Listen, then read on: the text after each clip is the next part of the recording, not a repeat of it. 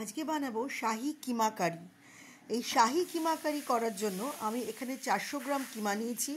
কিমাটা নিয়ে খুব ভালো করে পরিষ্কার করে ধুয়ে বেছে নিয়েছি। এবারে এই কিমার কারি করার জন্য বেশ কিছু মশলার প্রয়োজন এবং এই রান্নাটা একটু সময় সাপেক্ষ। 1 ঘন্টা প্রথমে ম্যারিনেশন করতে হবে, তারপরে আরও 1 ঘন্টা বাটা মশলায় ম্যারিনেশন করে রাখতে হবে। তো এখানে চলুন কি কি নিয়েছি আমি দেখাই। আমি টক দই নিয়েছি 100 গ্রাম আর ফ্রেশ ক্রিম নিয়েছি আমুলের প্রায় 3.5 চামচ। নিয়েছি আমি এখানে কিশমিশটা মাস্ট এখানে লাগবেই। নিয়েছি কাজু, নিয়েছি দারচিনি, নিয়েছি জয়িত্রীর ফুল, নিয়েছি সাজিরা, একটা স্টার এনিস, 2-3টে কেবাব চিনি, বেশ কিছুটা গোটা গোলমরিচ, নিয়েছি চিরঞ্জি আপনারা যে কোনো ডিপার্টমেন্টাল স্টোরে পাবেন, নিয়েছি আমি সামরিচ, আর নিয়েছি আমি লবঙ্গ, আর নিয়েছি আমি জয়িত্রীর গুঁড়ো। হাফ জয়িত্রী নিয়ে তারও হাফ নিয়ে জয়িত্রীটাকে আমি গুঁড়ো করে নিয়েছি। আর এখানে নিয়েছি 2টো ছোটো এলাচ, আর নিয়েছি একটা বড় এলাচ। আপনারা কাজুর সাথে চাইলে আলমন্ডও নিতে পারেন, বা শুধু আলমন্ড দিয়ে করতে পারেন, বা শুধু কাজু দিয়েই করতে পারেন। এটা হচ্ছে আমার মশলাটাকে গুঁড়ো করতে হবে। এবারে বাটা মশলা কী কী নিচ্ছি দেখাই, দেখে নিন একবার ভালো করে, আরও একবার দেখে নিন কী কী আমি গুঁড়ো মশলা নিলাম। কিশমিশ, কাজু, দারচিনি, তারপরে নিলাম জয়িত্রীর ফুল, তারপরে নিয়েছি সাজিরা, জায়ফল, স্টার এনিস, এসব নিয়েছি। চিরঞ্জি হচ্ছে দেখুন বাদামের মতো যেগুলো, এগুলোকে বলে চিরঞ্জি। তারপরে নিয়েছি সামরিচ, স্টার এনিস তো আপনারা দেখিয়েছেন। কেবাব চিনি নিয়েছি 3টে, আর নিয়েছি আমি একটা কেবাব চিনি মিশে গেছে গোটা গোলমরিচের সাথে। কাজুর জায়গায় আপনারা কাজু আলমন্ড দুটোই নিতে পারেন, বা শুধু কাজুও নিতে পারেন, বা শুধু আলমন্ডও নিতে পারেন, তাহলেও হবে। আমার ঘরে কাজু অ্যাভেলেবেল ছিল বলে তাই নিয়েছি। আচ্ছা, আর এবারে আমি এই কিমাটাকে ভালো করে মাখিয়ে নিলাম। ধনে গুঁড়ো, জিরে গুঁড়ো, হলুদ গুঁড়ো আর টক দই মাখিয়ে নেওয়ার পর 1 ঘন্টা আমি এটাতে ম্যারিনেশনে রেখে দেবো। আর এরপরে ধাপ হলো, কড়াইতে সর্ষের তেল নিলাম। সর্ষের তেলে আমি ত্রিকোণ করে কিছু আলু কেটে নিয়েছি, আলুটা ভেজে নেবো। রান্নাটা সর্ষের তেলেই হবে, সাদা তেলেই রান্নাটা খুব একটা ভালো লাগে না, ওই জন্য সর্ষের তেলেই করতে হবে। আলুটাকে না এখানে খুব ভালো করে ভেজে নিতে হবে, লাল লাল করে, কারণ আলুটা আমি কিমার সাথে যদি প্রথমেই দিই তাহলে গলে যাবে। আলুটা একদম লাস্টে দেবো। আর যেহেতু কিমাটা আমি পুরোপুরি কড়াইতেই করব, আমি টক দই দিয়ে রেখেছিলাম বলে ম্যারিনেশনে আমার অনেকটা সফট হয়ে গেছে, প্রেশারে দেবো না, সিমে আছে করব কড়াইতেই, সেই জন্য আলুটা আমি ভালো করে ভেজে তুলে রাখলাম। এবারে পেঁয়াজ আর শুকনো লঙ্কা দিলাম, দিয়ে ভেজে তুলে নিলাম। একদম বারিস্তা পেঁয়াজ, একদম লাল লাল করে ভেজে নেবেন।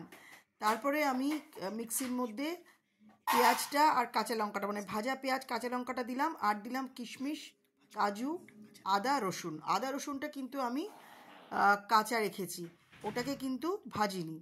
ওগুলো দিয়ে আমার এই যে ধনে গুঁড়ো, জিরে গুঁড়ো আর হলুদ গুঁড়ো আর টক দই দিয়ে মাংসটাকে তো মাখিয়ে রেখেছিলাম 1 ঘন্টা।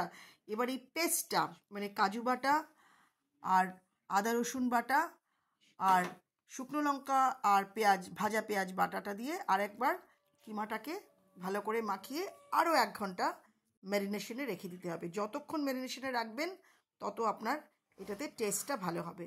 তো আমি এটাকে আবার সেকেন্ড টাইম মাখিয়ে ম্যারিনেশনে রেখে দিলাম আরও 1 ঘন্টার জন্য। এবার চলুন, এই যে গোটা মশলাগুলো আমি নিয়েছিলাম, এই গোটা মশলাগুলোর মধ্যে থেকে কিছু মশলা আমাকে সরিয়ে রাখতে হবে ফোড়নের জন্য। আমি প্রত্যেক কটা থেকে একটু একটু করে সরিয়েছি। জায়ফল, একটা লবঙ্গ, একটা ছোটো এলাচ, একটু জয়িত্রী, একটু দারচিনি সরিয়ে রেখেছি আমি ফোড়ন দেব বলে। এই মাংসের এটাই ফোড়ন। এমনিও কিন্তু যদি পাঁঠার মাংস রান্না করেন তাতে গোটা গরম মশলাই ফোড়ন হয়। তো এটা যেহেতু শাহি কিমা, এখানে এতগুলো মশলা লাগছে। এবারে ওটাকে ফোড়নে আমি দিলাম ওই মশলার থেকে তুলে রাখা কিছু গোটা গরম মশলা। আপনাদের দেখালাম আমি সেই কিছু গোটা গরম মশলা আমি এখানে প্রথমে সর্ষের তেলে কিছুটা আমি ফোড়ন দেব। এই যে কিছুটা ফোড়ন দিলাম অল্প করে, একটু একটু করে নিয়ে।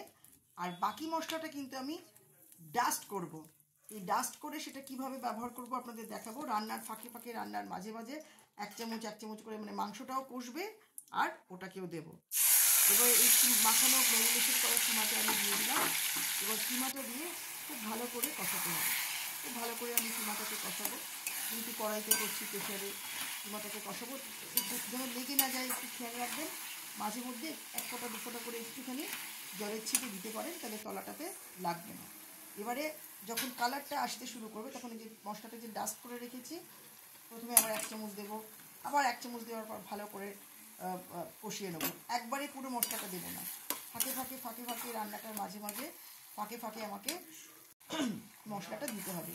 ক্রমশ এরমভাবে দেবেন আর নাড়াবেন। আর এবারে আমি একটুখানি দিলাম একটু নুনটা প্রথমে দিইনি বলে এখন নুনটা দিলাম। আর একটু লাল এভারেস্টের শুকনো লঙ্কা গুঁড়োও দিয়েছি, জাস্ট ফর কালার দিয়েছি, যেটা আমার আগে দেওয়া হয়নি। আর নুনটাও আমি এই অবস্থায় দিলাম অর্ধেকটা কষানোর পরে। ভালো করে মশলাটাকে দিয়ে আবার কষাতে থাকলাম। আবার মাঝে মাঝে আমি চামচে করে নিয়ে নিয়ে ওই গুঁড়ো মশলা দিচ্ছি, মানে যেটা ডাস্ট করে নিয়েছি, আর জলের ছিটে দিচ্ছি। এভাবে বেশ কিছুক্ষণ, ধরুন মিনিট 20 আমাকে ননস্টপ কিমাটাকে কষিয়ে যেতে হবে।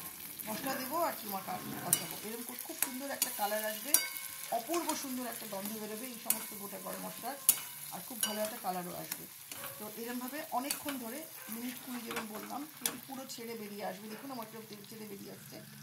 এবারে ওই কিমা যে বাটিতে কিমাটা রেখেছিলাম সেই বাটিরই ধোয়া জলটা আমি এখানে দিয়ে দিলাম। তার আলাদা করে কোনো জল দিইনি, প্রথমে জলের ছিটে দিয়েছিলাম একটুখানি যাতে লেগে লেগে না যায়।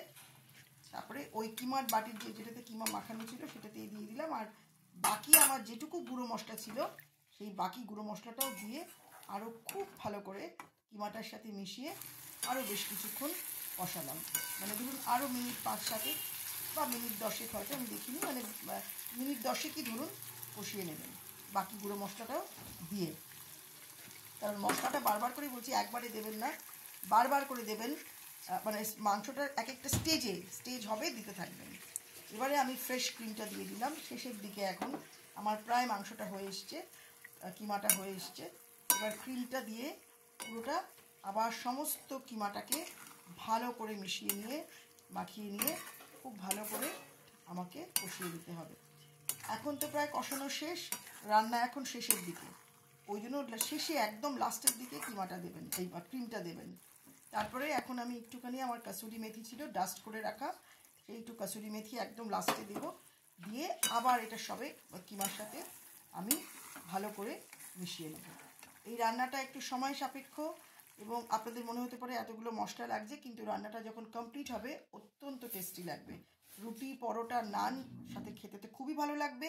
যদি মনে হয় ভাতের সাথে খাবেন, যেহেতু আলু আছে, ভাতের সাথেও আপনারা খেতে পারেন। যে কোনো স্পেশাল ডেতে আপনারা করতেই পারেন এই রান্না, ছোট বড় সকলের ভালো লাগবে। বাড়িতে গেস্ট এলে তো এই শাহি কিমা আপনাদের মেনুতে রাখতেই পারেন। তাহলে আজকে এতটুকুই, দেখা হচ্ছে খুব শিগগিরই আরও আরেকটা মুখরোচক ভিডিও নিয়ে, শুধুমাত্র সুধা লীলার হেসেলে। যদি আমার রান্নাটা আপনাদের ভালো লাগে তাহলে প্লিজ একটু লাইক করবেন, কমেন্ট করবেন, সাবস্ক্রাইব করবেন। ভালো মন্দ যেটাই হোক সেটা লিখবেন। আপনাদের বাজে কমেন্ট, যদি কোনো নেগেটিভ কমেন্ট, আমাকে শিখতে সাহায্য করবে। আর যদি আপনাদের একটা ভালো কিছু কমেন্ট করেন, আমাকে পরবর্তী সময় আরও একটা রান্না করতে ইন্সপায়ার করবে। ভালো থাকবেন, খুব ভালো থাকবেন, সুস্থ থাকবেন, খাওয়া দাওয়ার মধ্যে থাকবেন। খুব শিগগিরই আরও আরেকটা নতুন ভিডিও নিয়ে আপনাদের কাছে আসছি আমি, সংযুক্তা, সুধা লীলা।